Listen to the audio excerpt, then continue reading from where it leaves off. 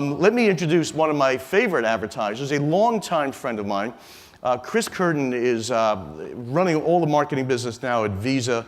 He's the Chief Brand and Marketing Officer. We worked together for many years where we created, and I was at Cablevision, we created the Disney Channel. Chris was at Disney Vacations, did some great work there. Then he went to HP. Then he ran for president. Oh, no, that's not you. That was Carly, somebody else. But let me get Chris Curtin up here, and he'll talk about how Visa, like video, is everywhere. Come on up, Chris.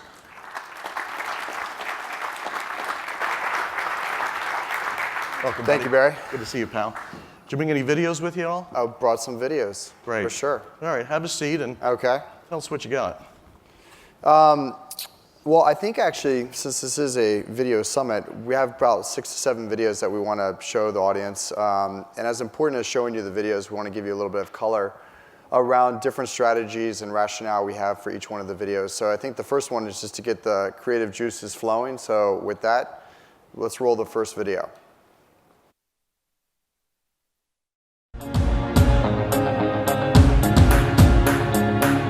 Visa is going to try and make it easier for us to do transactions online.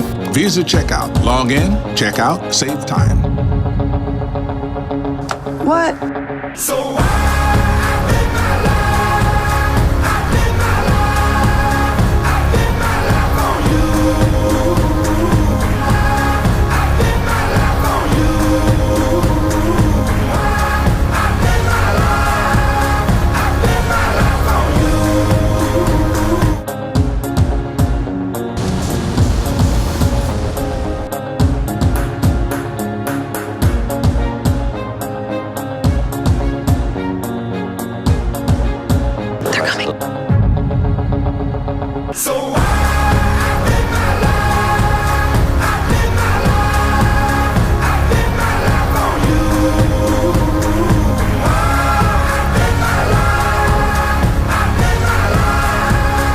Visa commercial this year for Visa Checkout.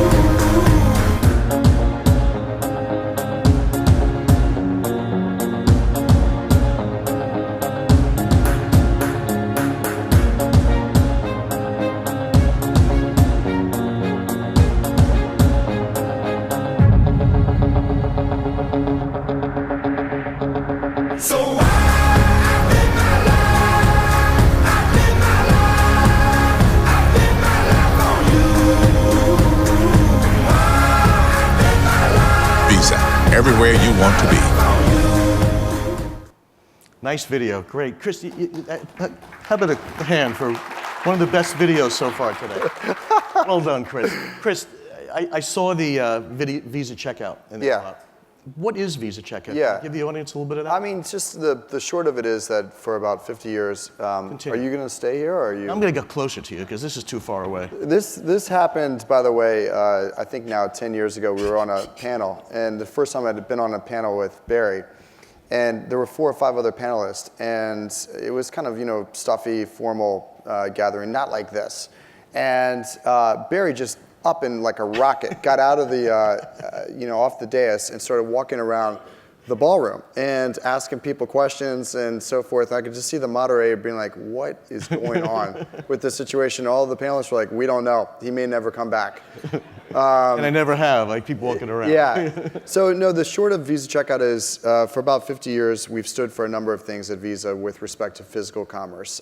Simplicity, ease, security, innovation. People have come to expect that the form factor known as the plastic credit card is an easy one to swipe, in some instances to hover in locations like, in regions like Australia and Canada and other places. But it was really easy to use. And as the world moved from physical to digital, that form factor was never architected for the digital space. And so in e-commerce and m-commerce, it's a misfit. And so what Visa is focused on today is launching a number of products, one of which is called Visa Checkout, which effectively says all the things that you've come to expect of Visa, simplicity, ease, confidence, security, global scale, and acceptance, those are adjectives that we intend to have define us in the digital space as much as they have in the physical space. So this product, a la PayPal, is being launched with, I think we're in our 2nd year now, and we're up in like 23 different countries around the world. Over 200,000 merchants are accepting it. So that's what it's all Excellent. And evidently we've talked about the disruption, video everywhere, visas everywhere. How do you as a marketer populate all the different strata of consumers, all the different media? It's challenging, I would imagine, because there used to be, 50 channels. Now there's maybe 500 plus. How do you navigate that, Chris? Yeah, and I talked about this book the other day, and someone rolled their eyes. But Canaletta wrote this book about 3 blind mice with ABC, NBC, and CBS, and people are like, what? A, he referenced a book. B, he referenced the 3 networks. And C, it sounds like that book was published in the 80s, but it's a fascinating book about what happened with the networks. And now you think about the networks in the context of 500 channels. You think about the networks in the context of a la carte. Stuart and I were talking before the day began about, will people even grow up thinking about cable and satellite in the same way we think about it today? But certain things are, universal and timeless. Cut through, breakthrough, recall, engagement. Apply it to any media, apply it to any medium, apply it to any content. Those are the same things that are being discussed today that would have been discussed in the 70s or in the 80s or the 90s.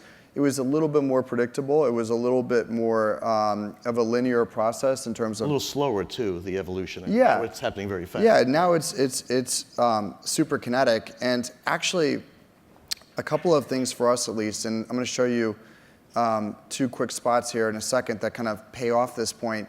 But we challenged ourselves to think, in an evolved way about video and content, and really force ourselves to kind of get out of this model of writing a creative brief, sending it to an agency, getting back a 30 or a 60, applying it in the context always of network television, and just think kind of asymmetrically in a different way. And so what that means, and that old adage of, I would have written you a shorter letter if I had had more time. Churchill, World War II. Yeah, and we basically said, what if we went to 15s? And what if we thought about anchoring the 15s in everyday instances that people could relate to and people have experienced themselves? And so with that, I'm going to show you one 15 that we call wedding. And hopefully you can sit back and you say, I've either been in that situation or I can relate to that situation, but they're talking about my life. And in the context of the product that I just referenced a couple of minutes ago, Visa Checkout, that product has a specific role in this 15 that doesn't feel like advertising. It feels like the experience in which it's anchored. So let's roll the wedding spot. Julie's gonna love this. There's not enough time, obviously. I'm gonna forget otherwise. Log in, couple clicks, done.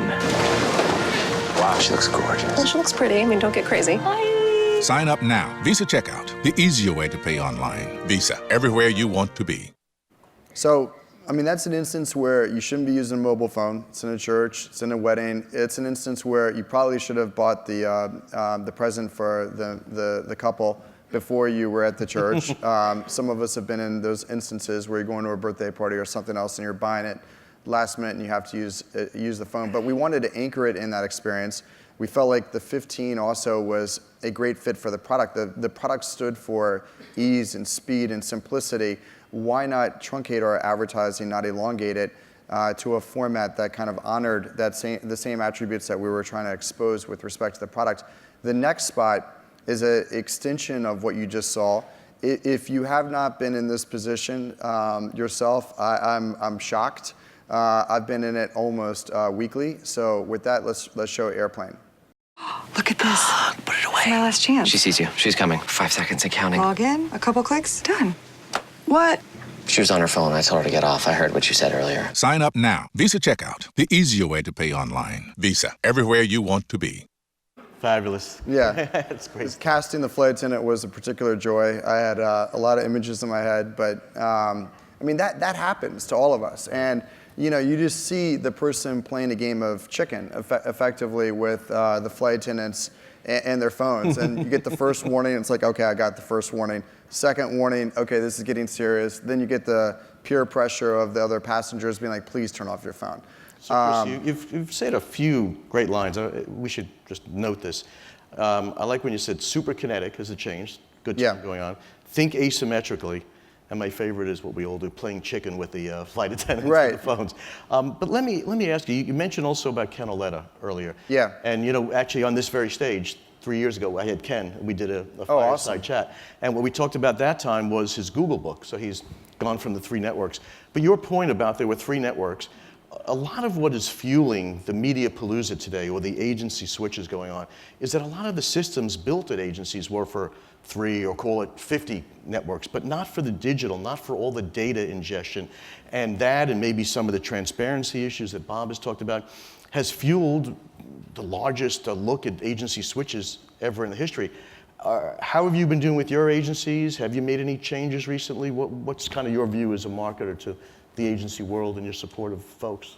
Yeah, I mean, we just went through a big review at Visa, and we landed on Starcom, and we've also partnered with a smaller digital boutique named Social Code, which ironically was started by Donald Graham of the Washington Post, and a programmatic firm called Essence. And I think beyond just hey, who can get us the best rates and who can do the best placement and where are the offices, I think we were also looking just for kind of kindred spirits and mentality and mindset. And it's almost like a liberal arts education. Like, you just need to be at a place where you can't be embarrassed to raise your hand and say, explain programmatic one more time, explain why this makes sense. You might not always have Stuart Elliott in the room, so you need to stress test your agencies and also your team to make sure that you have the best thinking around you. And so we went through that change and transition, and now we have them on board, and they're helping us kind of think through all of that, both in developed but also developing markets.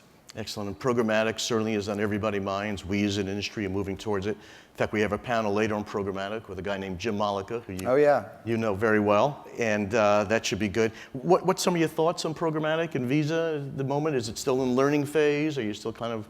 Well, I think overall we're spending about 40% of our media dollars in digital. Of that 40%, a growing share is programmatic. It's all under the umbrella of kind of doing things smarter and better, and being able to put the right message before the right audience in a dynamic way that humans could never be able to interact with contemporaneously is something that we're drawn to. What part of the mix that it occupies and what type of freight it carries, and most importantly, what part of the mix does it make obsolete as a result? Those are the harder questions that I think we're kind of playing through. And I think you mentioned Jim Malika and Under Armour, and one of the things that I just wanted to reference is, while we are getting into programmatic, while we are doing this massive shift to digital, we're also still, big anchor tenants in appointment television, particularly sports and particularly sponsorships. We're a sponsor of the Olympics, of the World Cup, and of the NFL. And one of the things that we're of the view of is, in some instances, Visa is both a primary brand, but it's also an ingredient brand, meaning you can never have a Visa experience unless it occurs at a merchant. You can never have a Visa experience unless it's issued by a bank. So we're always doing something as a business in concert with or in partnership with someone else. And so one of the things that we said, well, why don't we do that more in the context of marketing? And you may remember, for those of you who are old enough, from the 1980s and 1990s, we used to have these spots where if you go to the Fog City Diner in San Francisco and you want the greatest clams, ask for ... but don't bring your American Express because they only accept Visa. There was a rhythm, there was a cadence about that, there was a remarkability about that. And so one of the things we're now focused on is partnering with some of the best brands in the world, such that we kind of get 1 + 1 = 3 marketing impact. So we not only get the Visa audience, but we also get that merchant audience. And one spot that we're particularly proud of is a spot that we just did with Under Armour. So let me show you that. Fabulous.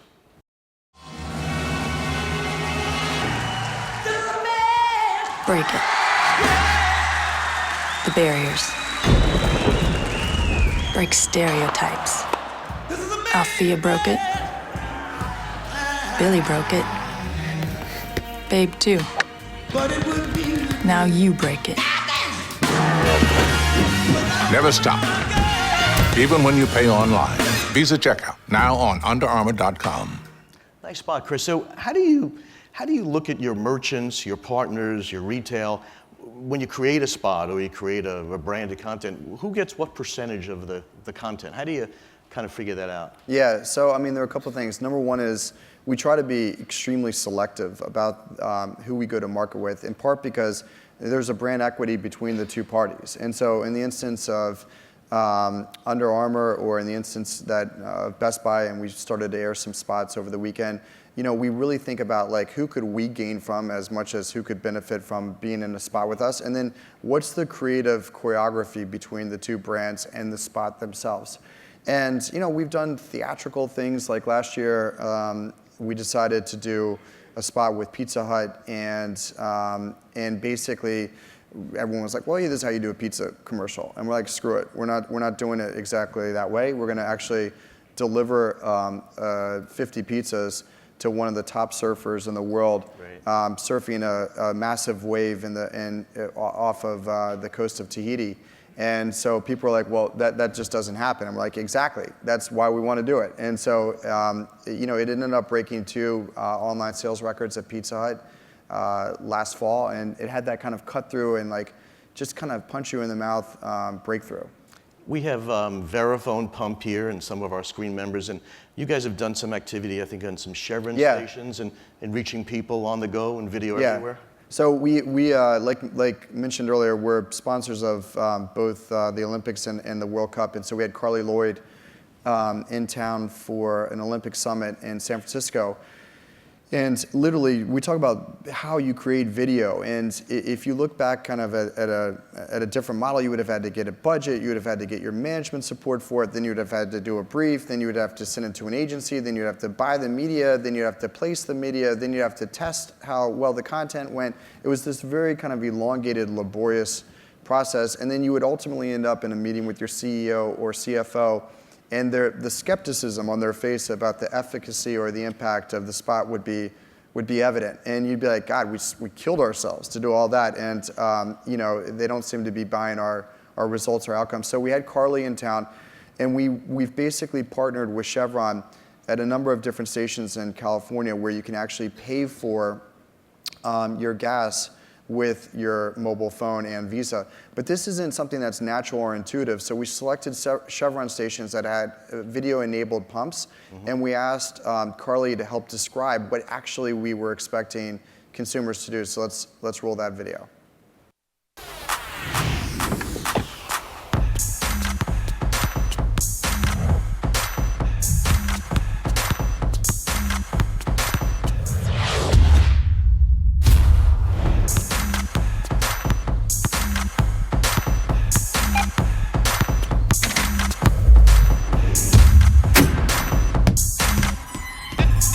Mobile payments with Visa. Pay confidently on the go. Visa, everywhere you want to be. So let me just tell you, because you guys may be saying, oh, it's one video after another, but let me just give you a backstory on that. Zero script on that video. Cost about $50,000 to make. We got her to agree to do it within 24 hours. She came to San Francisco having no idea about Chevron and what we were going to do. She came to San Francisco with probably the same consumer reaction, like, you can pay at the pump with your phone? Never heard about that. And we said, do you mind if we just go to a local Chevron station, tape that spot? We got a DP to do it. I mean, it was just fast. And then you look at that, and then you compare it to, you know, some more expensive production, the process that I described before, and you sit back and say, does the audience really understand the difference? I mean, do they understand the amount of care and price and production quality and everything else, or is it pretty much 5 cents to a nickel, and this is the art of the future? Excellent. We're going to wind down now. Just a brief, Chris, on millennials. You know, tough to reach, digital natives, totally different habits. Give us, in our kind of 30 seconds remaining, your view on how you best reach millennials. Yeah, I mean, first of all, I think we're, like every company, trying to attract and retain millennials, both as a consumer but also as an employee. We're trying to actually infuse the culture of Visa marketing with this millennialness, if you will, but which basically is euphemism for, in my mind, for youthfulness and for kind of lifetime learning instincts. And so you can find it kind of in the culture now of our company. We moved our headquarters to off the Embarcadero in San Francisco. It has that kind of fintech feel as a result. And we spent a lot of time sitting back saying, gosh, as all of these new companies get into payments and all these new form factors occur, what's going to happen with the plastic credit card? Nothing's really going to happen with the plastic credit card except for the fact that Visa now is going to find itself, in 3 or 4 different places in and around your being. I mean, in one instance, you either had Visa in your purse or in your physical wallet. Now it's going to be on your wrist. Now it's going to be in your hand. Now it's going to be in your pocket.